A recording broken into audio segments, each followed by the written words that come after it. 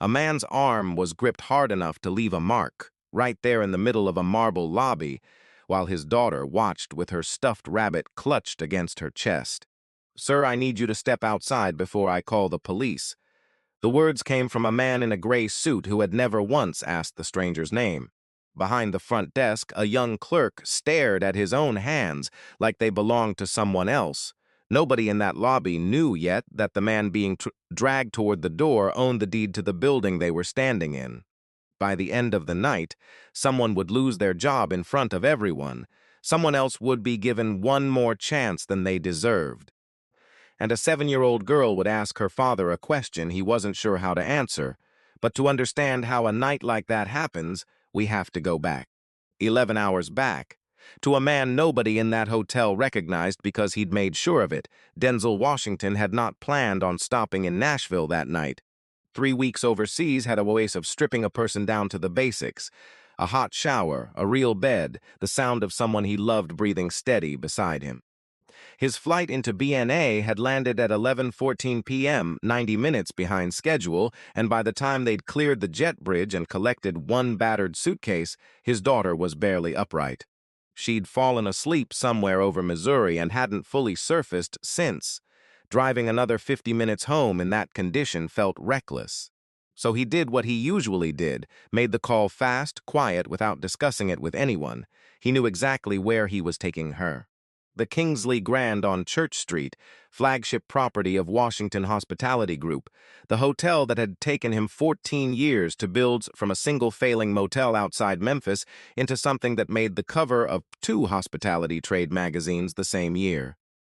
He had opened this location himself, cut the ribbon himself, stood on that exact stretch of marble, and told his first hires that this building would represent everything he believed about how people deserved to be treated. He hadn't been back in 5 months. He hadn't called ahead. That part was intentional. Denzel had a habit, one his executive team had learned not to question, of visiting his own properties unannounced, dressed exactly the way he was dressed tonight. A charcoal hoodie gone soft from washing, dark jeans, plain running shoes with a scuff on the left toe he'd never bothered fixing. No watch, no luggage tag that gave anything away. It was the only honest way to see what actually happens inside his buildings when nobody thought the owner was in the room. His late father had worked hotel security on the overnight shift for 22 years back in a building not unlike this one, and something he used to say had never once loosened its grip on Denzel's chest. The way a place treats the people it thinks don't matter, that's the only review that means anything, not the ones it's trying to impress, the ones it thinks it can afford to ignore. His daughter had her mother's eyelashes and his own stubborn jaw, and she currently had both arms looped loosely around his neck. Her cheek pressed into his shoulder, a gray, one-eared stuffed rabbit named Bartholomew wedged under her chin. She was 7 years old and weighed almost nothing, and after 3 weeks apart, Denzel would have carried her twice as far without a single complaint. He pushed through the revolving door with his free hand, mindful of her weight, and the lobby of the Kingsley Grand opened up exactly as he remembered it. Warm light pooling across imported limestone, live piano drifting faintly from the lounge, a long front desk of dark walnut, staffed at this hour by a single clerk in a crisp navy blazer. Denzel had signed off on every detail of that room himself. He crossed it slowly, careful of his daughter's weight, and approached the desk. The clerk was maybe 26, hair gelled with careful precision, a brass name tag that read Tyler pinned just slightly crooked on his lapel. He looked up from his monitor when Denzel approached, and something shifted behind his eyes, not dramatic, not cruel exactly, just a quiet, fast recalibration. The kind of look a face makes when the eyes have already delivered a verdict the brain hasn't finished processing. He looked at the hoodie, he looked at the sleeping child, he looked back at his screen. "Evening," Denzel said. "I need a room for the night. 1 night, 2 guests. Doesn't need to be anything fancy." Tyler's eyes stayed on the monitor a beat too long. Then he looked up, leaned in slightly, and pitched his voice just loud enough to carry to the 2 women seated near the lounge bar. "Sir, I'm going to be honest with you. This really isn't the kind of place you can just walk into." The sentence landed with a particular kind of weight, not shouted, not aggressive, delivered with the smooth, rehearsed calm of someone who wanted the humiliation to feel inevitable rather than personal. One of the women at the bar glanced over. Denzel didn't look at her. He kept his eyes on Tyler and said evenly, "I'm asking for a room." "That's all. I'm sorry, sir. We're completely booked tonight. No availability. Nothing at all. Not looking for a suite. Standard room's fine. We just need somewhere to sleep." Tyler repeated himself with the practiced patience of a man who had said this exact sentence to this exact kind of guest before. "Fully booked, sir. I do apologize for the inconvenience. There are a few other properties nearby that might be able to accommodate you." Denzel stood at that counter and said nothing for a moment. He wasn't angry, not yet, not visibly. He was cataloging. The way a man studies a crack in a foundation before deciding whether the whole wall needs to come down. 4 minutes later, the revolving door turned again. A couple walked in, the man in a tailored blazer, the woman in a wool coat that cost more than most people's monthly rent. They moved the way people move when rooms have always been available to them, because, in their experience, rooms always were. Tyler's entire posture changed, his shoulders lifted. His smile arrived fast, wide, and completely genuine. "Welcome to the Kingsley Grand. Do we have a reservation with you two this evening?" They didn't. They were walk-ins, exactly like Denzel. But within 3 minutes, Tyler had pulled up a room, run a card, and slid 2 key packets across the counter with a warmth that filled the entire lobby. Denzel watched every second of it. He didn't say a word. He didn't have to. The message had already been delivered without a single syllable, and both men standing at that counter understood it perfectly, even if only one of them was willing to admit it out loud. His daughter stirred against his shoulder. Her voice came out soft and half-conscious, muffled into the fabric of his hoodie. "Daddy, are we at the hotel yet?" "We're here, sweetheart. Give me 1 more minute." He turned back to the desk. His voice stayed level, the way still water is level, not because nothing is moving beneath it, but because whatever's moving hasn't decided to surface yet. "I'd like to speak to your manager on duty, please." Something flickered across Tyler's face, quick, uneasy, gone almost before it landed. He picked up the desk phone and made a short call, his voice dropping too low to follow. Denzel waited. He looked around the lobby at the woman by the concierge desk pretending to reorganize brochures while clearly tracking every word, at the piano player who hadn't missed a note but had definitely noticed, at the warm light and the pale stone and the low murmur of a room that had no idea what it was about to become. The manager who emerged from the back hallway 7 minutes later moved like a man who had already decided how this conversation would end. Gerald Pruitt was somewhere in his 50s, silver at the temples, a suit fitted a half-size too tight across the shoulders in the specific way of a man who'd stopped exercising and kept buying the same size anyway. He didn't extend a hand. "I'm told there's a situation," Gerald said, positioning himself half a step in front of Tyler, the posture of a man closing ranks. "No situation," Denzel said. "I'd like a room. I was told you're fully booked. I'd like that confirmed." Gerald's eyes moved over him, the same way Tyler's had, only slower, with the added confidence of rank. "We are fully booked. My clerk already told you that. Your clerk told me that 4 minutes before he checked in a walk-in couple with no reservation." Gerald's jaw tightened almost imperceptibly. "Sir, I'm going to need you to lower your voice. I haven't raised it. I'm going to need you to lower it anyway." Gerald's tone sharpened, and he took half a step closer, close enough that Denzel instinctively angled his shoulder to shield his daughter, who had fully woken now, her small hand tightening around Bartholomew's remaining ear. "This is a private establishment, and we reserve the right to refuse service. I think it would be best if you left." "On what grounds?" "On the grounds that I'm asking you to." A crowd had begun to gather without gathering, the particular stillness of a hotel lobby where everyone is suddenly very interested in their phones while missing nothing. The woman from the concierge desk had stopped pretending to organize anything. A bellman near the elevator bank had frozen mid-step, a luggage cart abandoned at an angle. "Gerald." Denzel kept his voice even. "I think there's been a misunderstanding, and I'd like the chance to resolve it without—" "You know my name?" Something shifted in Gerald's face, not recognition but a kind of offense, as if the stranger knowing his name was itself an act of aggression. He glanced at Tyler's name tag, then back at Denzel, and his hand moved to the radio clipped at his belt. Sir, I'm asking you one more time to leave the premises. If you don't, I'll have security escort you out, and if that doesn't work, I will call the police. This is your last warning, with my daughter standing right here. That's not my concern, he said it flatly, not cruelly, not even loudly, which was somehow worse. It was the tone of a man reading a policy off a laminated card, a tone that made the cruelty sound almost reasonable, almost procedural, the kind of tone that made the whole room complicit simply by continuing to breathe normally in its presence.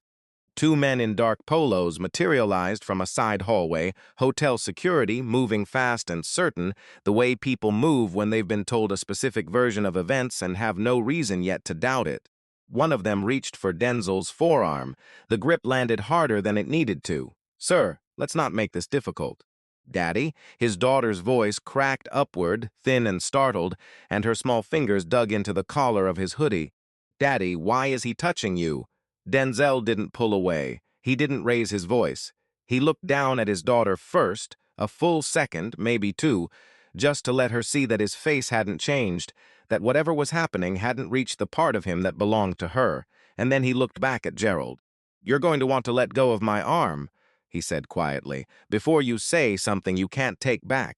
Is that a threat? It's a fact. Somewhere near the bar, a phone had come up, angled low, recording. Nobody in that lobby said a word in his defense. Not the concierge who'd seen the whole thing from the start, not the bellman with the frozen luggage cart, not the piano player who had finally, quietly stopped playing. The silence was its own kind of verdict. Gerald's radio crackled. "Front desk, we may need PD on standby. Possible trespass, uncooperative male minor present." The word trespass hit differently than anything that had come before it. Denzel felt something settle in his chest. Not panic, not yet, but the cold, clear understanding of exactly how fast this could spiral into something that no calm voice would be able to undo. A police report, a photograph, a story that would follow his daughter into every classroom she ever sat in, if it went the way these things sometimes went. "I own this hotel," he said. He said it the way a man states a fact he's tired of not needing to state. Gerald actually laughed, short, involuntary, disbelieving. "Sure you do. Gerald Pruitt, general manager, Kingsley Grand, promoted 11 months ago from the Charlotte property." Denzel's voice hadn't risen a single degree.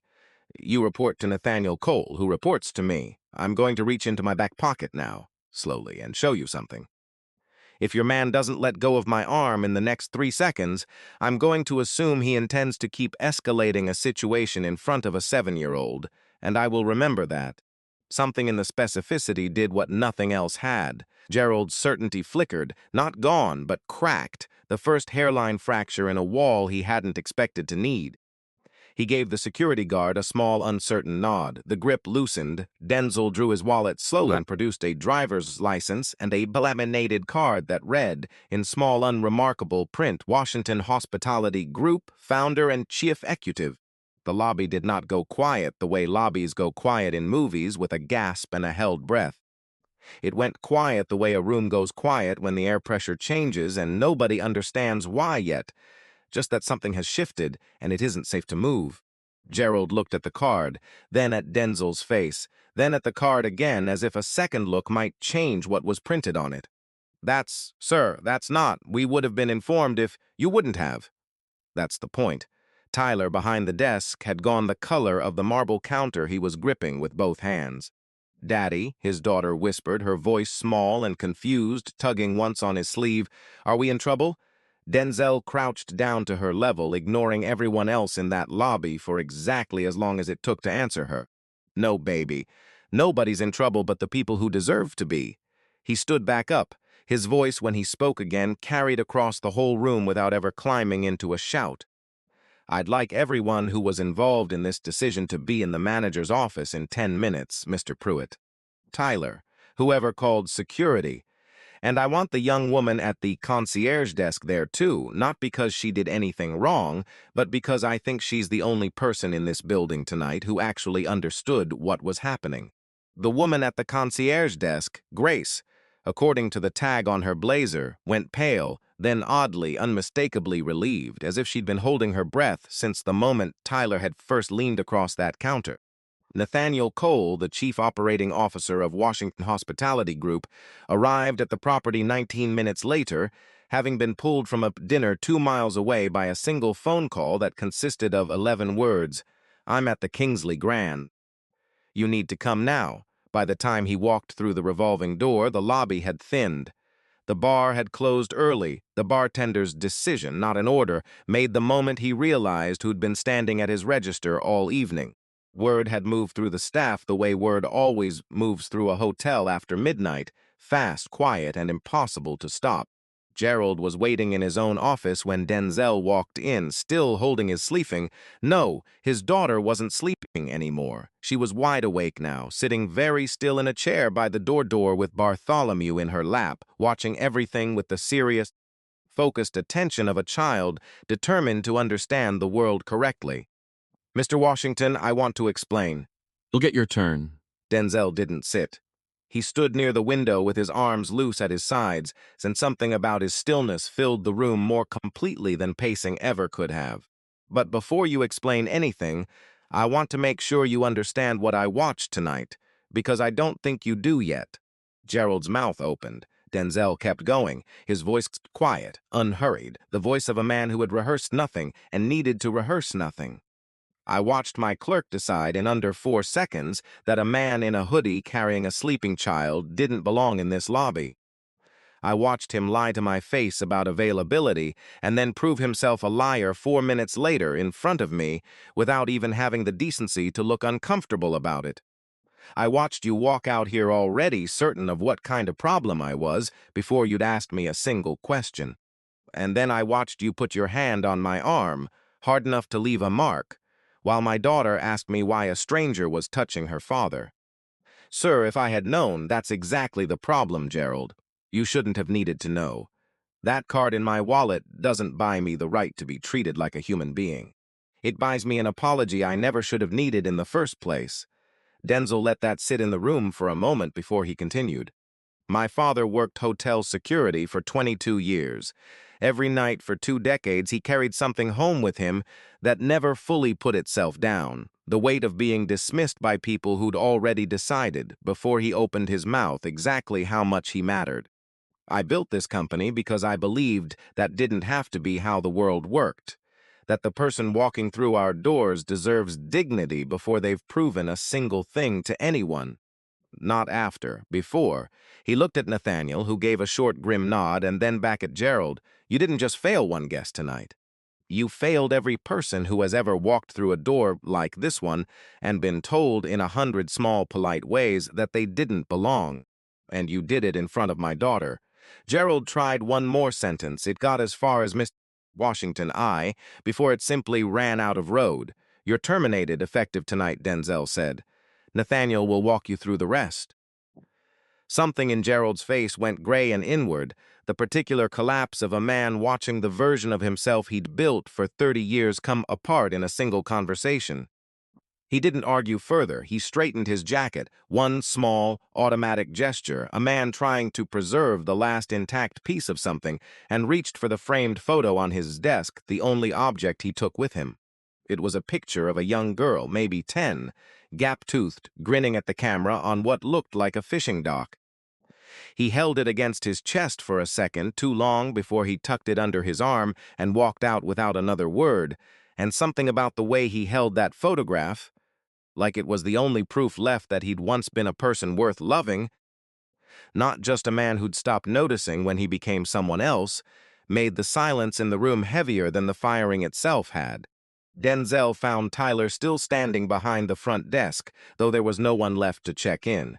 The younger man's jaw was tight, his eyes carrying the particular shine of someone working very hard not to fall apart in public. "You made a decision tonight based on how somebody looked," Denzel said. "I want you to sit with that.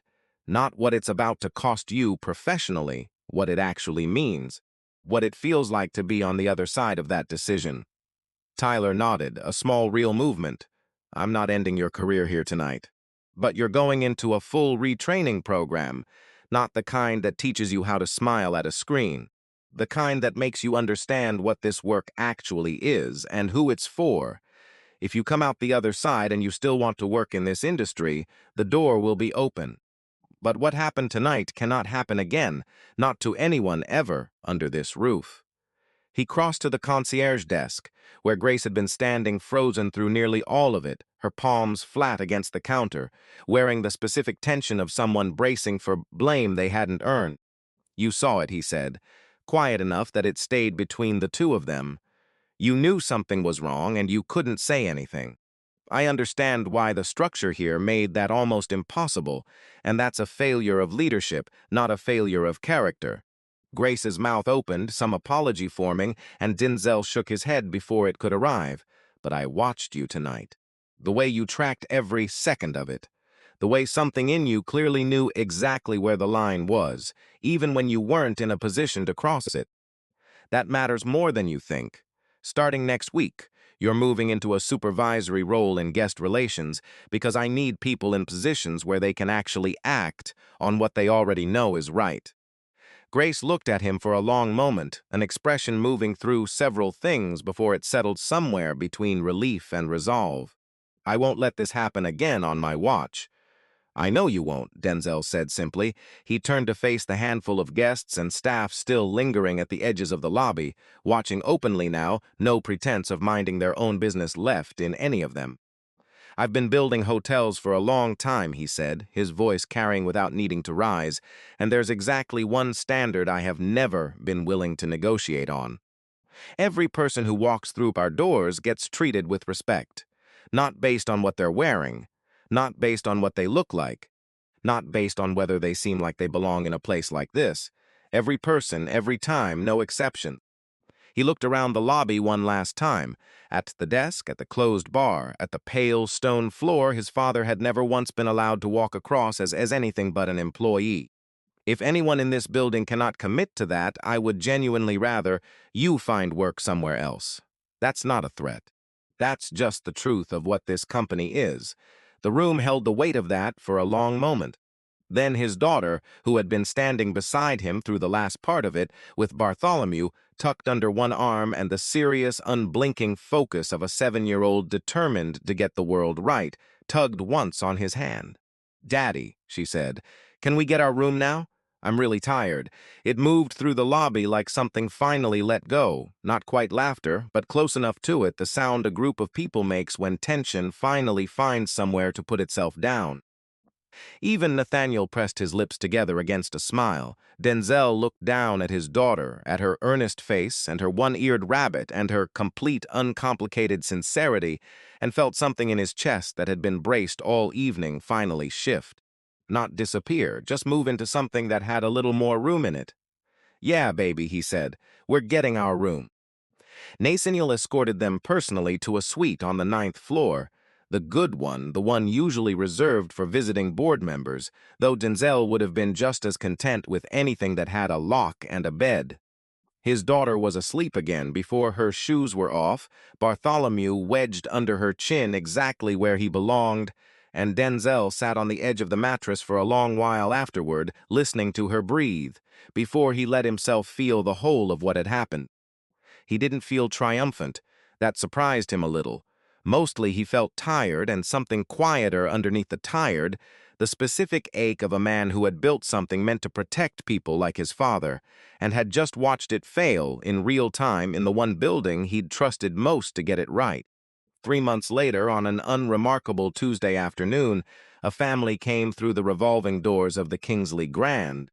Two parents, travel-worn, dressed for comfort rather than impression, trailing two kids behind them, one of whom was dragging an overstuffed backpack and refusing every offer of help with the absolute conviction of a child who considers this a matter of personal honor. Grace was at the front of the house when they walked in. She crossed the lobby to meet them before they'd even reached the desk, introduced herself by name, and asked how she could make their stay a little easier. She didn't glance at their luggage or their shoes. She looked at them, at the tired eyes, at the stubborn kid with the backpack, and she smiled the way people smile when they mean it. Within 2 minutes, the parents' shoulders had come down half an inch.